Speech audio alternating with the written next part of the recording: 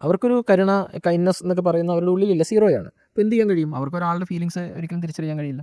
അപ്പോൾ അത് മിറർ ചെയ്യുമ്പോഴാണല്ലോ എനിക്ക് ആ ആൾ അനുഭവിക്കുന്ന ഈ വികാരമാണെന്ന് എൻ്റെ ഉള്ളിൽ ഞാനത് മിറർ ചെയ്യുമ്പോഴാണ് എനിക്കത് ഉള്ളിൽ വരുന്നത്. അങ്ങനെ ഇവരിൽ ആ ഒരു മിററിങ് പ്രോസസ്സ് അവരുടെ ഉള്ളിൽ ഒരിക്കലും സംഭവിക്കില്ല. അപ്പോൾ അതുകൊണ്ട് തന്നെ ആ ആൾ കടന്നു പോകുന്ന അവസ്ഥകളെ പറ്റി ഇവർക്കൊന്നും അറിയില്ല. ഈ ഇമോഷൻസ് എങ്ങനെ, എവിടെ, ഏത് സന്ദർഭത്തിൽ, ഏത് സാഹചര്യത്തിൽ എങ്ങനെ എക്സ്പ്രസ് ചെയ്യണമെന്നതിനെ പറ്റി ഇവർക്കും അറിയില്ല. ഒരു നിസ്സഹായതയാണ്. നമ്മൾ NPD ഉള്ള ആളുകളെ കുറ്റപ്പെടുത്തുമ്പോൾ തന്നെ അവരനുഭവിക്കുന്ന അതീവ തീവ്രമായ ഒരു നിസ്സഹായതയുണ്ട്. അങ്ങേയറ്റത്തെ തീവ്രമായ ഹെൽപ്ലെസ്നെസ്സിലാണ് അവർ ജീവിച്ചു പോകുന്നത്. അങ്ങേയറ്റത്തെ ഇൻസെക്യൂരിറ്റിയിലാണ് അവരുടെ ജീവിതം. ആന്തരികമായ ശൂന്യതയിലാണ് അവരുടെ ജീവിതം. അവർക്ക് ഇങ്ങനെയല്ലാതെ ജീവിക്കാൻ കഴിയില്ല എന്നുള്ളതാണ്. അവർക്ക് ഇങ്ങനെയേ ജീവിക്കാൻ കഴിയൂ. അത് അവരുടെ കുറ്റമല്ല. അവരുടെ സാഹചര്യങ്ങൾ അവരിലേക്ക് അടിച്ചേൽപ്പിക്കപ്പെട്ട ഒരു പാറ്റേൺ അവരിലൂടെ അവരറിയാതെ തന്നെ എങ്ങനെയൊക്കെയോ കടന്നു വന്നു, ഫോം ചെയ്യപ്പെട്ടു.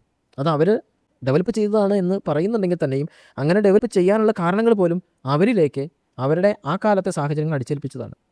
നിസ്സഹായമായ ഒരവസ്ഥയിലൂടെ കടന്നു പോകുന്ന ജീവിതം തന്നെയാണ് യഥാർത്ഥത്തിൽ നാർസിസിസ്റ്റുകളായിട്ടുള്ള ആളുകളും നേരിടുന്നത്. നമ്മൾ സാമൂഹികമായി അവരെ ഒറ്റപ്പെടുത്തുമ്പോഴും കുറ്റപ്പെടുത്തുമ്പോഴും ഒക്കെ നമ്മളും തിരിച്ചറിയേണ്ട ഒരു കാര്യം എന്ന് പറയുന്നത് അവരുടെ നിസ്സഹായതയാണ്, അവരുടെ ഈ പാറ്റേൺ.